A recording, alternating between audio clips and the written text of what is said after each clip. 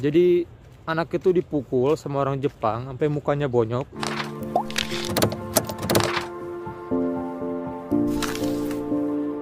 Assalamualaikum warahmatullahi wabarakatuh. Halo teman-teman semuanya. Oke teman-teman, saya kali ini mau bahas sedikit info ya teman-teman. Karena kemarin di Facebook itu ada yang share kalau dia itu dipukul sama orang Jepang. Nah, dipukulnya itu kenapa? Jadi ceritanya itu nggak tahu alasannya kenapa atau kenapa gitu ya. Jadi anak itu dipukul sama orang Jepang sampai mukanya bonyok. Nanti saya liatin ya, ada gambarnya. Jadi sampai matanya itu sampai bonyok kayak gitu ya teman-teman. Nah, kemudian dia itu lapor ke KUMI. Setelah lapor ke KUMI, dia itu ada di kendala bahasa. Nah, kemudian dia lapor lagi ke agen yang mungkin ngeberangkatin dia. Nah, agennya ini ngomong ke KUMI-nya bahwa kendalanya itu dia di bahasa, mungkin di bahasanya. Tapi emang dia juga kayak gitu sih bilangnya, karena mungkin bahasanya dia itu yang kurang, jadi omongin kayak gitu. Makanya mungkin orang Jepang kesel ya, sampai ditonjok, mungkin marah juga, sampai ditonjok kayak gitu, sampai bonyok gitu ya matanya. Dan kalian juga pernah lihat kan, ada kakek-kakek orang Jepang sendiri loh, bukan sama Kensusei ataupun yang magang ataupun yang orang asing gitu ya, sama orang Jepang sendiri. Orang Jepang itu berani sampai mukul kepala pakai pipa, untungnya pakai helm. Dan saya juga pernah ngerasain teman-teman dipukul pakai pipa kayak gitu, pakai besi, bukan pipa sih, cuman besi, jadi kayak bukan palu juga sih, kayak kunci Inggris kayak gitu. Jadi dipatokin ke helm kayak gitu. Untungnya saya pakai helm, dia juga ngerti ya pakai helm, jadi dia nggak terlalu bahaya. Mungkin cuma saya kaget aja gitu pas saya lagi motongin besi, diketok pakai helm. Gara-gara apa? Gara-gara saya nggak dengerin omongannya dia.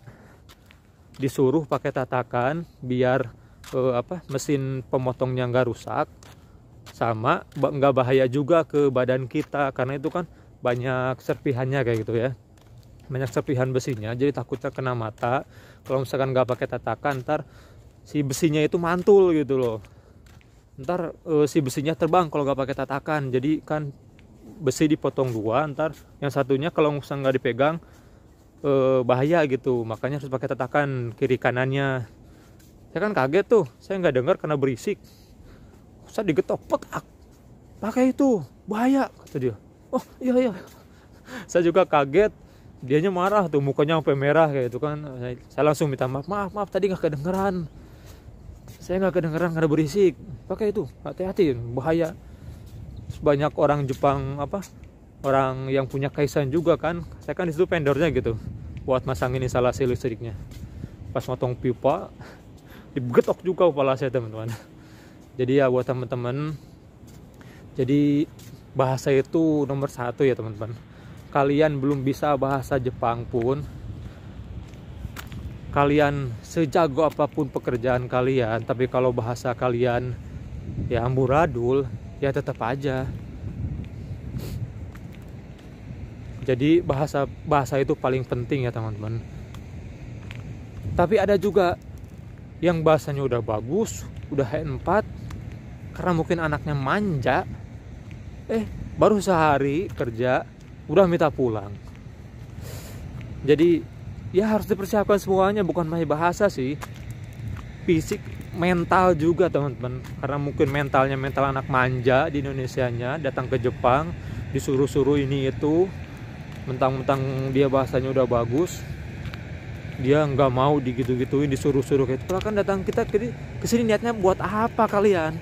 Kalau buat main aja, mending nggak usah magang ataupun takute gitu loh. Karena sekarang banyak kasus di Jepang itu ya. Karena pemula, dia langsung ngambilnya TG.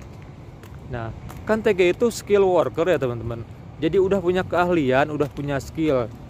Karena di Indonesianya belum punya pengalaman, terus lagi belum biasa kerja berat, datang ke sini baru sebulan 2 bulan udah minta pulang.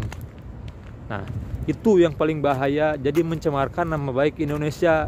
Karena sekarang Indonesia itu mau ngalahin Vietnam di jumlah pengiriman buat Kensusei ataupun Takutai Gino setelah pandemi kemarin ya teman-teman. Itu saya baca postingannya di postingan Pak Mul. Jadi sekarang kan nomor 1 itu Vietnam ya. Vietnam itu paling banyak mengirimkan Kensusei atau TG ya ke Jepang. Nah, dari mulai habis pandemi kemarin itu Indonesia udah mulai lebih banyak, sampai 150.000 atau berapa gitu ya, saya baru kemarin baca postingannya. Jadi buat teman-teman semuanya harus dijaga.